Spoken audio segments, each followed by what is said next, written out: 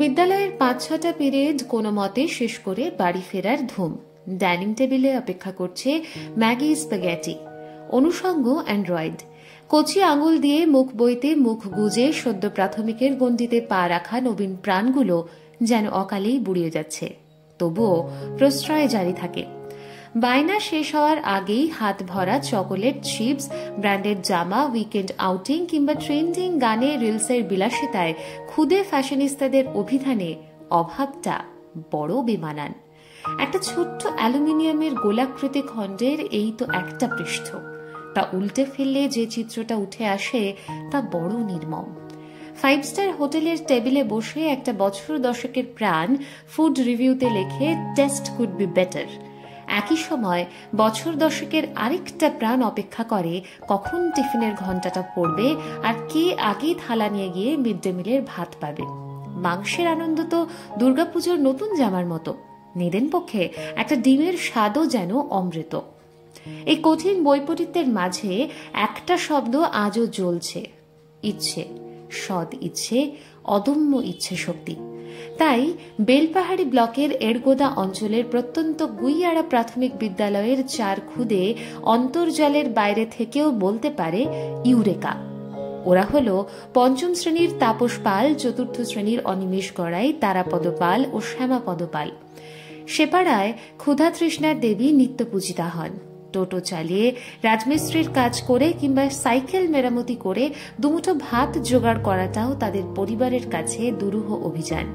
স্পর্শচালিত আধুনিক প্রযুক্তি সেখানে বেমানান। তবে কেনার সামর্থ্য না থাকলেও ছোট্ট বৈজ্ঞানিক মনের বানানোর সামর্থ্য রয়েছে। মাস্টার মশাই আর দিদিমণিরা তাদের মুঠো ফোনটি থেকে ব্লুটুথ স্পিকারে কানেক্ট করে নানান শিক্ষামূলক ভিডিও দেখাতেন তাদের। সম্প্রতি সে স্পিকারটি অচল হয়ে পড়ে। মেরামতির জন্য শহরে পাঠানো হয়েছে। আসলে শহরটা তাদের থেকে অনেকটা দূরে, তাই শিশু মন পাড়ি দেয় আবিষ্কারের পথে।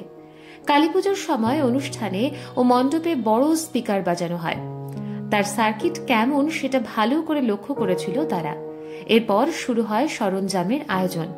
পাড়াপড়শিদের বাড়ি থেকে টিভির বাতিল করা ওভাল স্পিকার, 2টি 8 ইঞ্চির উফার, পিজো টুইটার জোগাড় করে।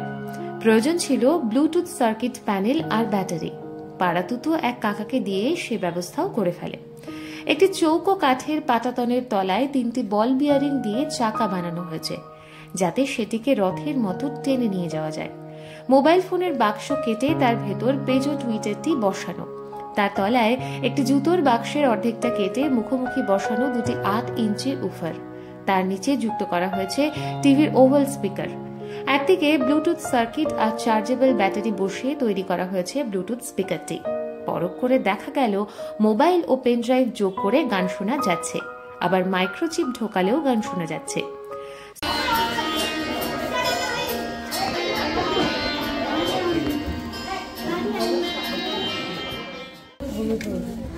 আর এটা হচ্ছে মাইক্রোফোন,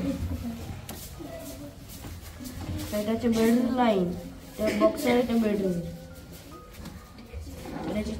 এটা চার্জ দিই, আর এগুলো স্পিকার। স্কুলটি প্রত্যন্ত অঞ্চলে অবস্থিত হওয়ায় অধিকাংশ ছেলেমেয়েই শহুরে সভ্যতার আলো থেকে অনেকটা দূরে।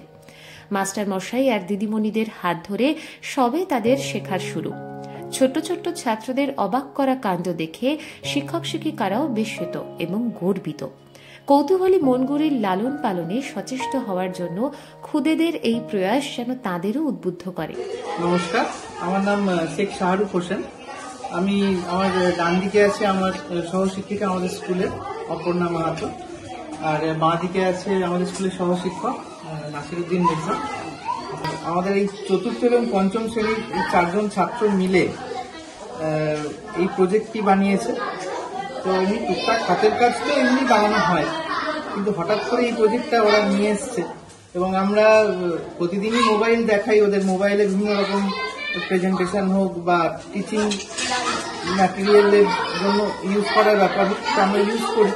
তো সেটা দেখে হয়তো উৎসাহিত হয়ে, কেন ওদের বাড়িতে ওরা এতটাই প্রত্যন্ত এলাকায় থাকে যে ওদের কোনো রকম মোবাইল ডিভাইস নেই ওদের কাছে। হ্যাঁ, ওরা এর তার কাছ থেকে হয়তো ইউটিউব দেখে কোথাও বা টিভি দেখে ওরা শিখেছে টুকটাক।